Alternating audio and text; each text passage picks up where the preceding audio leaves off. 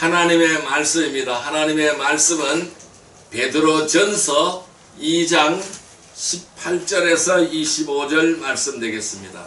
베드로전서 신약성경 379페이지 베드로전서 2장 18절에서 25절까지 말씀 되겠습니다. 베드로전서 2장 18절에서 25절까지 말씀 우리 하나님 앞에 한 목소리로 합독하겠습니다. 사환들아 범사에 두려워함으로 주인들에게 순종하게 선하고 관용하는 자들에게만 아니라 또한 까다로운 자들에게도 그리하라. 부당하게 고난을 받아도 하나님을 생각함으로 슬픔을 참으며 이는 아름다우나 죄가 있어 매를 맞고 참으면 무슨 칭찬이 있으리요. 그러나 선을 행함으로 고난을 받고 참으면 이는 하나님 앞에 아름다우니라. 이를 위하여 너희가 부르심을 받았으니 그리스도도 너희를 위하여 고난을 받으사 너희에게 본을 끼쳐 그 자취를 따라오게 하려 하셨느니라. 그는 죄를 범하지 아니하시고 그 입에 거짓도 없으시며 욕을 당하시되 맞대어 욕하지 아니하시고 고난을 당하시되 위협하지 아니하시고 오직 공의로 심판하시는 이에게 부탁하시며 친히 나무에 달려 그 몸으로 우리의 죄를 담당하셨으니 이는 우리로 죄에 대하여 죽고 의에 대하여 살게 하려 하심이라. 그가 채찍에 맞음으로 너희는 나음을 얻었나니 너희가 전에는 양과 같이 길을 잃었더니 이제는 너희의 영혼의 목자와 감독 되신 이에게 돌아왔느니라. 아멘. 할렐루야. 오늘도 주님이 함께 하실 줄로 믿습니다. 오늘은 하나님께서 베드로전서 2장 18절에서 25절의 말씀을 우리에게 허락해 주셨습니다. 오늘 같이 은혜 받고자 하는 말씀은 부르심을 받았으니 라는 제목으로 은혜를 나누고자 합니다. 성도 여러분, 요즘은 청년 자녀를 둔 부모님이 가지고 있는 두려움이 있다고 합니다.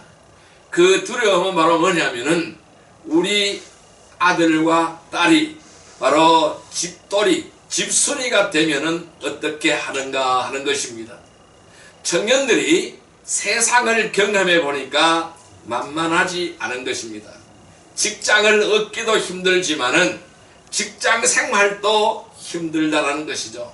그래서 적당하게 아르바이트를 하면서 결혼할 생각도 하지 않고 부모님들께 얹혀 살고 싶어하는 젊은이들이 계속적으로 늘어나고 있다고 합니다. 그래서 때가 되어서 결혼하겠다고 누군가를 데려오면은 감사하다라는 것입니다. 이성 배우자를 데려오면 더 감사하고 믿음의 배우자를 데려오면은 할렐루야 땡큐 아멘이라고 한다고 합니다. 그런데 이런 현상은 교회에도 있었습니다. 교회에 오면은 이런 찬송을 하죠. 당신은 사랑받기 위해서 태어난 자라고 찬송하면서 택하신 족속이요 왕같은 제사장이라고 성경에 말씀하시고 있습니다. 그래서 따뜻하게 대해주고 치유와 축복의 메시지를 하니까 교회로 모였습니다. 그런데 교회가 교회로 모이도록 했지만 교회 밖으로 내보내는 것에서는 소홀했다라는 것입니다. 그러다 보니 교회 안과 교회 밖의 괴리가 심해지기 시작하는 것입니다. 그래서 교회 밖에서는 별로 힘을 못 쓰는 신앙이라는 것 때문에 교회로 모여드는 사람들이 점점 줄어들고 있다라는 것입니다. 여러분, 교회는 사람들을 교회 안으로 모이게 하고 단체로 젖을 먹여주는 보육원이 아닌 것입니다. 야전병원을 갖춘 훈련소와 같은 곳이다 라고 저는 말씀드리겠습니다. 이 세상에서 교회라고 하는 훈련소로 보내져서 훈련을 받고 다시 세상에 나가서 역할을 감당하다가 터지고 깨지고 한계를 느끼면은 다시 교회로 와서 치유받고 제자 훈련을 받고 재훈련을 받고 다시 세상으로 내보내지는 것이 교회라는 것입니다. 그래서 모이는 교회가 있고 흩어지는 교회가 있는 것입니다. 이 모이는 교회와 흩어지는 교회가 균형을 잘 이루어야 한다는 것입니다. 그동안은 너무나 모이는 교회에 강조점이 있었습니다. 이제는 흩어지는 교회의 모습에 대해서도 관심을 가져야 합니다. 아주 많이 관심을 가져야 한다는 것입니다. 그래서 오늘 본문에는 베드로 사도는 흩어진 나그네들에게 편지를 쓰면서 교회가 흩어져서 어떻게 행동을 해야 하는지에 대해서 강조점을 두면서 오늘 우리에게 권면하고 있는 것입니다. 그러면 우리는 세상으로 흩어져서 어떻게 하여야 할까요? 우리는 세상으로 흩어져서 무엇을 해야 될까요? 우리는 세상으로 흩어져서 어떻게 하여야 할까요? 그 요소들을 살펴보겠습니다. 자, 오늘 말씀 가운데 첫 번째 요소는 바로 뭐냐 하면은 순종하라, 선을 행하라입니다. 따라할까요? 순종하라, 선을 행하라. 예, 이 말씀은 2장에서 계속되어지는 말씀입니다. 자, 오늘 18절 말씀을 같이 한번 읽어보겠습니다. 18절 말씀을 같이 읽습니다. 사환들아, 범사에 두려워함으로 주인들에게 순종하되 선하고 관용하는 자들에게만 아니라 또한 까다로운 자들에게도 그리하라. 아멘. 여러분, 지난주에는 흩어진 나그네로 또 제사장의 역할을 감당하기 위해서 믿지 않는 사람들 가운데서 선한 행실을 함으로써 하나님께 영광을 돌려야 한다는 말씀을 전했습니다. 그 말씀을 우리는 살펴보았습니다. 그리고 이 베드로 사도는 선한 행실의 첫 적용으로서 모든 제도 그리고 국가의 권위에 순종해야 된다고 말씀드렸습니다. 자, 이제는 그 원리가 두 번째로 적용이 되어질 것을 말씀하고 있습니다. 자, 18절 말씀 다시 한번 읽습니다. 사환들아, 범사에 두려워함으로 주인들에게 순종하되 선하고 관용하는 자들에게만 아니라 또한 까다로운 자들에게도 그리하라. 자, 여기서 사환들아라고 시작을 하고 있어요. 사환들아라고 시작을 하고 있는데, 여기서 이 사환들아, 그 원문을 그대로 직역하면은 집에 속한 사람들아, 이렇게 뜻입니다. 집에 속한 자들아, 집에 속한 사람들아, 이란 뜻이 되겠습니다. 자, 이어지는 말에 주인이라는 말이 나오죠. 이 주인이라는 단어가 등장함을 볼 때에 집안에 있는 종들을 대상으로 하는 말인 것 같습니다. 이 종들이 주인에게 순종하는 것, 선하고 관용하는 주인만이 아니라는 거예요. 그러니까 매우 선한 주인만에게만 해당되는 것이 아니라는 것입니다.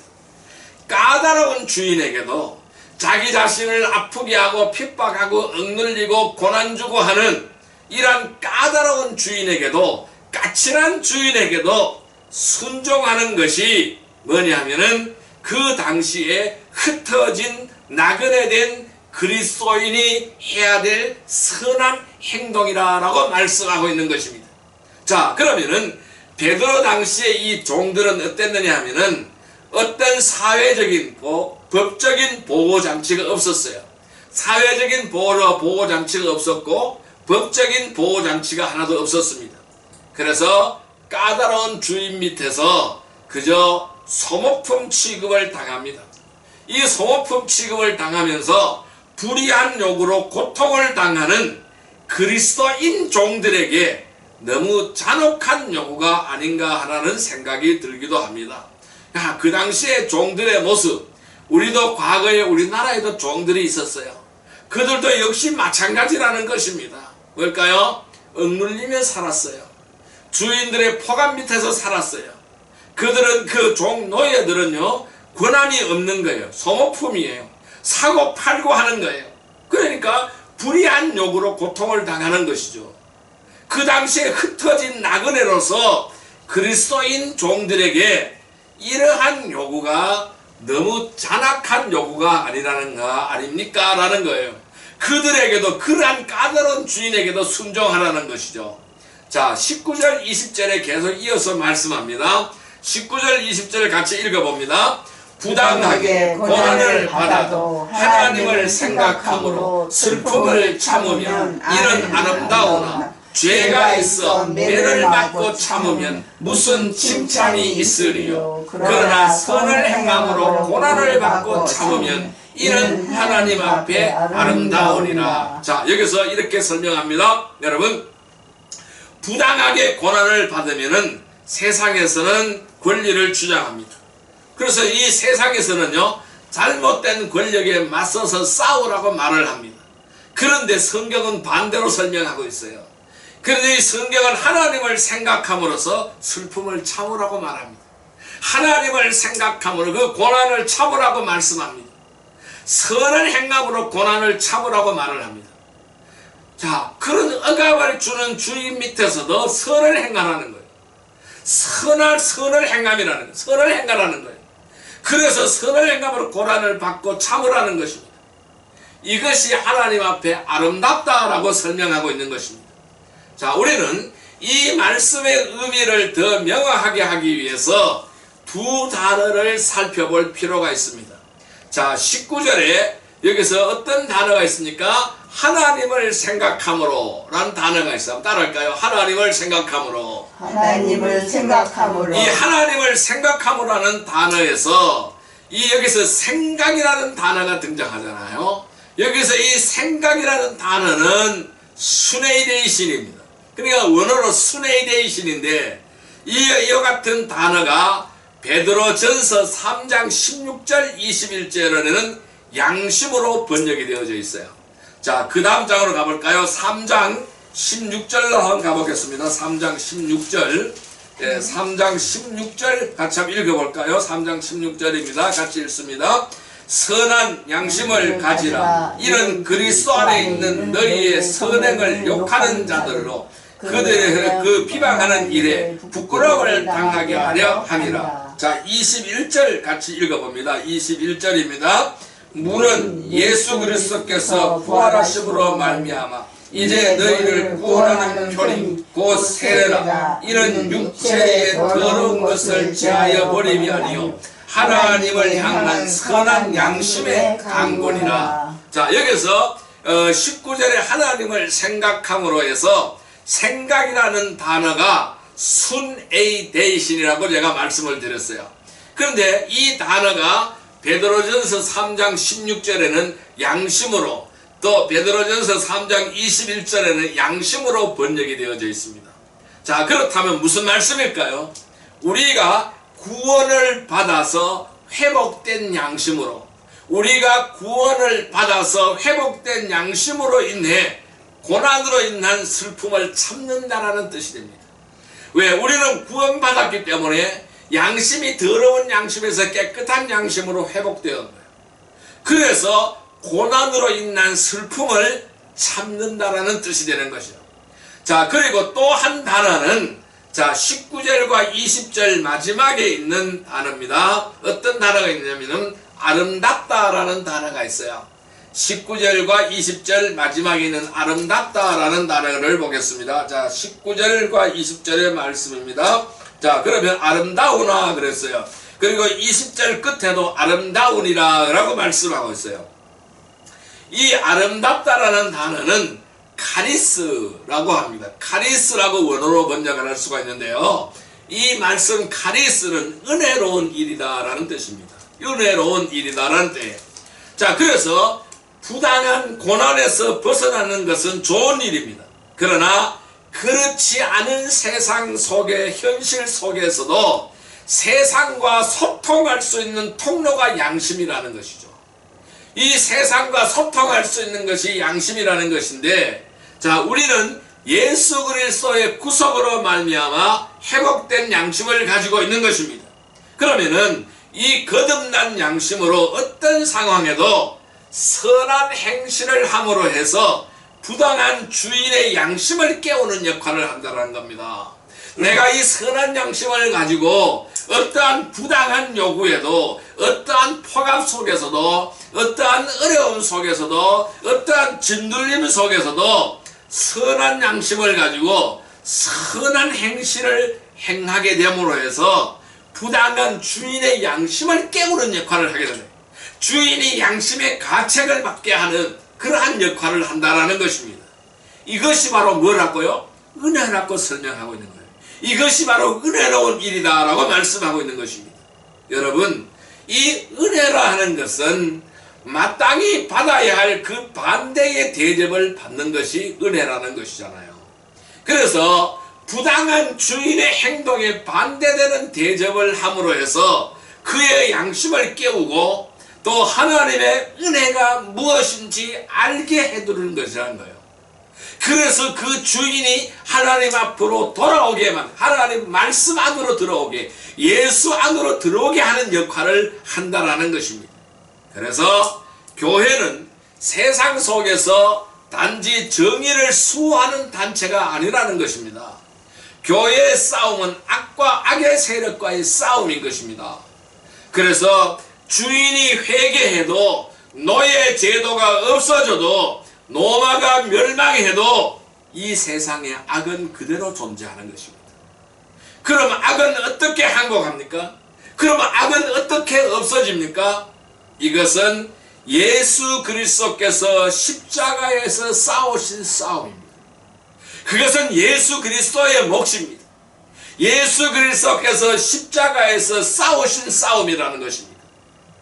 여러분, 이 악에 대하여 보복하는 것은 악을 더욱 창궐하게 만들게 하는 것입니다. 정의를 추구하면 악은 제한을 받습니다. 그러나 십자가의 은혜가 나타나면 그 악은 소멸하게 되는 것입니다. 그 악한 주인에게도 십자가의 은혜가 나타나면, 예수 그리스도의 십자가의 은혜가 나타나면 그 악은 소멸되어진다는 것입니다. 성경은 우리에게 말씀합니다. 어떤 길을 가라고요? 십자가의 길을 가라고 말씀하고 있는 것입니다. 선한 양심으로, 의로운 행동으로 악을 이기고 소멸하라는 것입니다. 성도 여러분, 우리는 하나님을 아는 거룩한 양심, 거듭난 양심으로 은혜로운 행동을 함으로 해서 악을 이겨갈 수가 있는 것입니다. 그리고 이 악을 소멸하는데 쓰임받는 성도들이 다 되시기를 주님의 이름으로 축복합니다. 두 번째로 오늘 우리에게 주시는 말씀은 바로 뭐냐 하면은 두 가지 신분, 두 가지 부르심에 대해서 말씀하고 있습니다. 따라할까요? 두 가지 신분, 두 가지 신분, 두 가지 부르심. 두 가지 부르심. 예, 두 가지 신분과 두 가지 부르심에 대해서 베드로 사도는 오늘 우리에게 말씀하시고 있습니다. 자, 오늘 본문 말씀인 베드로전서 2장 21절 말씀을 같이 읽어보겠습니다. 21절 말씀입니다. 같이 읽습니다. 이를 위하여 너희가 부르심을 받았으니 그리스도도 너희를 위하여 고난을 받으사 너희에게 본을 끼쳐 그 자체를 따라오게 하려 하셨느니라. 아멘. 여러분, 하나님은 우리를 사랑하신다고 합니다. 그리고 그 어떤 것도 하나님의 사랑에서 끊을 수 없다라고 말씀하시고 있습니다. 또한 우리들의 기도를 들으시고 우리의 기도에 대해서 응답하신다고 말씀하십니다. 그런데 현실은 어떻습니까? 우리의 주위를 돌아보면 현실은 어떻습니까? 오늘 말씀만 보아도 종의 신분에서 여전히 벗어나지 못하고 있을 뿐만 아니라 부당한 고난에도 참으라고 말씀하고 있습니다. 굉장히 모순되는 것 같잖아요. 이 모순된 것 같고, 그래서 하나님의 사랑에 대해서 의심을 하는 경우가 매우 많습니다. 하나님, 왜 이렇습니까? 왜 이렇게 고난에 처해지고 있습니까? 왜 이렇게 억압당하고 있습니까? 왜 이렇게 늘 고난입니까? 왜 늘 아픔입니까? 왜 핍박입니까? 어떻게 해야 됩니까? 그래서 하나님이 나를 잊어버리지 않았습니까? 혹시 하나님은 계시지 않는 것이 아닙니까? 하나님이 간섭하지 않는 것이 아닙니까? 즉 이렇게 하나님의 사랑에 대해서 의심을 하는 경우가 있다는 것입니다. 하나님은 왜 우리를 이런 현실 가운데서 내버려 두시는 것일까요? 21절에서 그 해답을 주시고 있습니다. 갑자기 21절 다시 한번 같이 읽어봅니다. 이를 위하여 너희가 부르심을 받았으니 그리스도도 너희를 위하여 고난을 받으사 너희에게 본을 끼쳐 그 자체를 따라오게 하려 하셨느니라. 아멘. 여기서 뭐라고요? 핵심이 바로 뭡니까? 이를 위하여 우리가 부르심을 받았다라는 것입니다. 이를 위하여 우리가 부르심을 받았다라는 것입니다. 이를 위하여 우리가 부르심을 받았다라는 것입니다. 자, 여기서 이를 위하여 이것이 무엇일까요? 이를 위하여 이것이 무엇일까요? 자, 이미 앞에서 말한 부당한 고난을 받지만은 선을 행함으로 고난을 참는 것입니다. 이것입니다. 이것을 말씀하고 있는 것입니다. 그렇게 은혜를 드러내는 것이라는 것입니다. 우리가 이것을 위하여 부르심을 받았다라는 것이죠. 선을 행함으로 고난을 참으면서 그 은혜를 드러내는 것, 하나님의 그 은혜를 드러내는 것, 이것을 위하여 부르심을 받았다라는 것입니다. 자, 하나님은 우리를 세상으로부터 교회로 부르셨어요. 세상에 있는 우리를 교회로 불러내셨습니다. 그리스도의 십자가의 대속으로 인해서 우리의 모든 죄를 용서하시고 하나님의 자녀로 우리를 부르셨습니다. 그래서 우리는 그리스도를 머리로 한 몸된 교회를 이루게 만들었어요.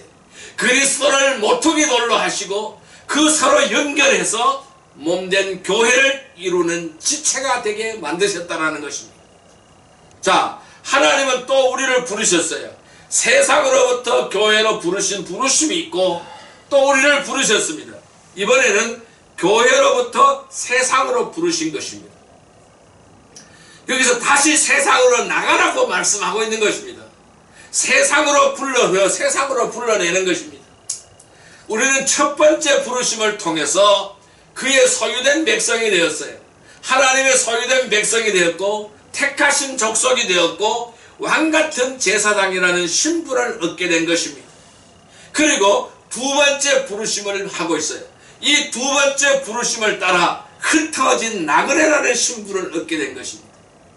첫 번째 부르심을 통해서 소유된 백성이 되었고 택하신 족속이 되었고 왕같은 제사장이 되었어요. 그 다음에 두 번째 부르심을 따라서 흩어진 나그네라는 신분을 얻게 되었다는 말씀입니다. 우리는 천지를 창조하신 하나님의 사랑받는 자녀인 것도 맞습니다.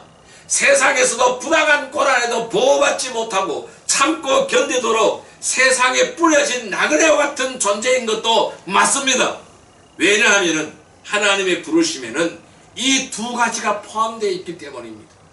자, 그래서 21절에서 말하는 부르심은 우리가 세상으로 부르심을 받은 자라는 것도 잊지 말라고 하신 거예요. 이 두 번째 부르심을 잊지 말라는 것입니다. 하나님의 첫 번째 부르심도 잊어서는 안 되지만은 두 번째 부르심도 절대로 잊어서는 안 된다는 것입니다. 요즘 사회에서 떠들썩한 사건들이 많이 일어나잖아요. 예를 들어서 재벌 2세, 재벌 3세들이 마약을 한다거나 막말에 갑질을 하는 것으로 사회에 공분을 일으킨 보도들이 자주 있었잖아요. 이 재벌이나 큰 권력가의 자녀로 태어나서 그 가운데 살아가다 보면은 그렇게 되기 쉽겠다라는 생각이 들 수도 있습니다. 자, 만약에 이 지혜로운 재벌이나 권력가라면은 자녀에게 어떻게 하겠습니까? 어려서부터 세상의 현실을 알도록 안 해도 될 고생을 시킬 것입니다. 제가 아는 어떤 회사는 있습니다.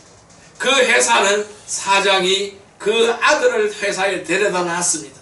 앞으로 그 회사의 후계자가 될 사람입니다.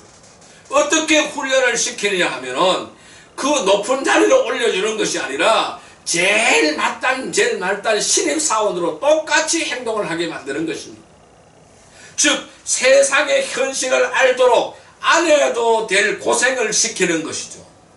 아무도 모르는 또 다른 회사의 말단 직원으로 보내기도 하는 것이죠.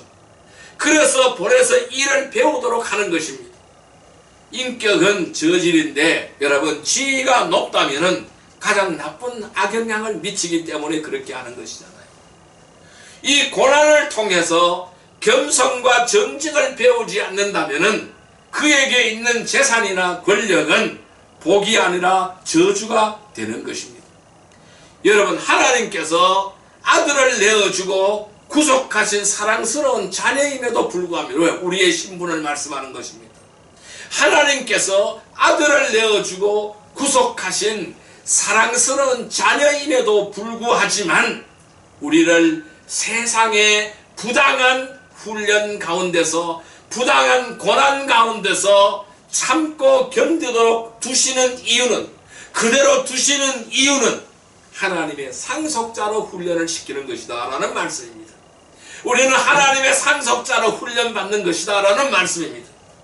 우리가 이 부당한 고난에도 우리를 부르신 이유를 알고 참고 견딘다면 세상 사람들의 양심을 깨워줄 수가 있습니다. 하나님의 은혜가 무엇인지 알게 하는 제사장의 역할을 하게 된다는 것입니다. 그 과정을 통해서 우리는 하나님의 자녀다운 인격의 사람으로 성숙되어진다는 것입니다. 그래서 이것을 위하여 훈련시킨다는 것입니다. 전도 여러분, 우리에게는 두 가지 부르심과 두 가지 신분이 있다는 사실을 자각하시기를 바랍니다. 두 가지 부르심과 두 가지 신분을 잊지 않기를 바랍니다. 성도 여러분, 하나님께서는 우리를 세상으로부터 교회로 부르신 것만이 아니라 교회로부터 세상으로도 부르셨음을 잊지 않기를 바랍니다. 그래서 고난 중에도 하나님의 사랑을 확신하고 살아가는 복된 성도들이 다 되시기를 주님의 이름으로 축복합니다. 세 번째로 우리에게 주시는 말씀은 바로 뭐냐면은 우리의 본 목자 감독을 따르라는 것입니다. 따라할까요? 우리의 본이신 목자와 감독을 따르라. 목자와 감독을 따르라. 예, 우리의 본이신 목자와 감독을 따르라는 것입니다. 자, 오늘 본문 말씀 베드로전서 2장 25절의 말씀을 같이 읽어봅니다. 2장 25절 말씀입니다. 같이 읽습니다. 너희가 전에는 양과 같이 길을 잃었더니 이제는 너희 영혼의 목자와 감독 되신 이에게 돌아왔느니라. 자, 여러분, 어느 분이 쓴 시가 있어요. 그 시에 이런 내용이 있습니다. 눈 덮인 광야를 걸을 때 얘는 이리저리 함부로 걷지 말라. 오늘 남긴 발자국은 반드시 뒤 사람의 길이 되리라.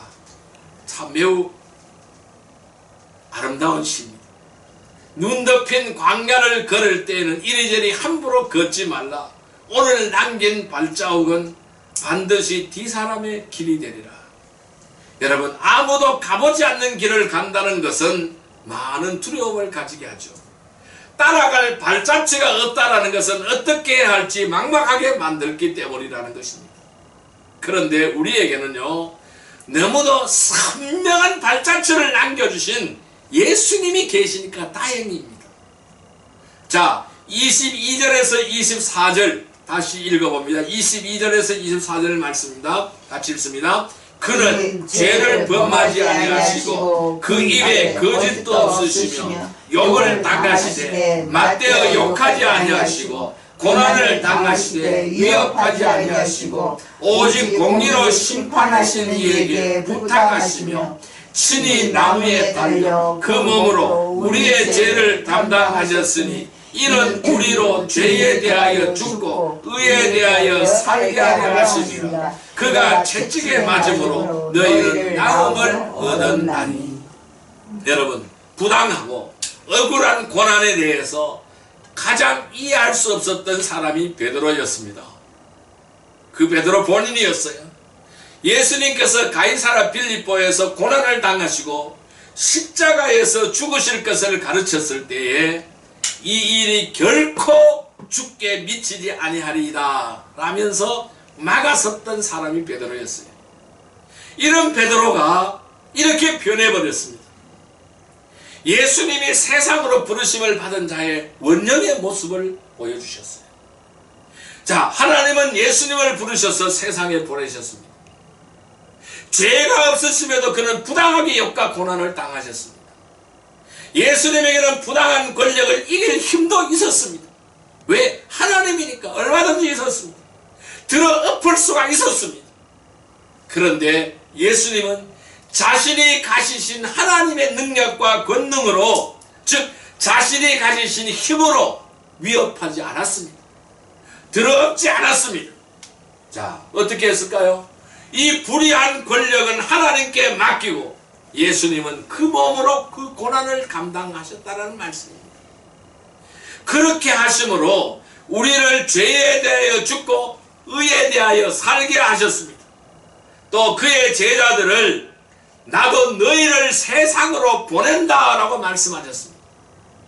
제자들이 따를 발자취 본이 되어 주셨다라는 말씀입니다. 자, 25절 말씀 같이 한번 읽습니다. 너희가 전에는 양과 같이 길을 잃었더니 이제는 너희 영혼의 목자와 감독 되신 이에게 돌아왔느니라. 여러분, 요즘은 세상이 너무 복잡하죠.